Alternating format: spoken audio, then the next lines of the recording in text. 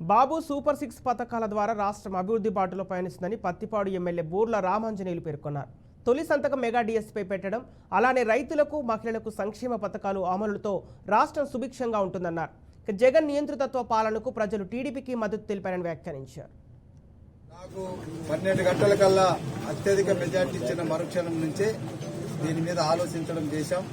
Next డేనే irrigation అథారిటీస్తో కూర్చొని Guntur channel పొడిగించడానికి ఉన్నటువంటి 3 అంశాల మీద పూర్తి స్థాయిలో పరిశీలన చేయడం జరిగింది. ఒకటి, గుంటూరు ఛానల్ పొడిగించాలంటే 47 కిలోమీటర్ల నుంచి 74 కిలోమీటర్ల వరకు ఉన్నటువంటి 29 కిలోమీటర్లు సంబంధించినటువంటి ల్యాండ్ కావాలి. ఆ ల్యాండ్కి సంబంధించి 100 కోట్ల రూపాయలు డబ్బులు ఇవ్వండి అని చెప్పి ప్రతిపాదనలు వెళ్లాయి. అవి ఇరిగేషన్ శాఖలో పెండింగ్ ఉంది. ఇమ్మీడియట్ గా రేపు బడ్జెట్ లో ఆ 100 కోట్లని మంజూరు చేయించడం అనేటువంటిది నా ముందు ఉన్నటువంటి ఒక కార్యక్రమం.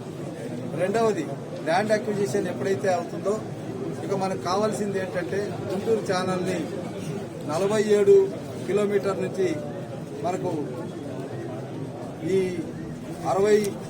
74 కిలోమీటర్ల వరకు వెళ్లాలంటే మనకున్నటువంటి డిశ్చార్జ్ 600 క్యూసిక్స్ మాత్రమే. కానీ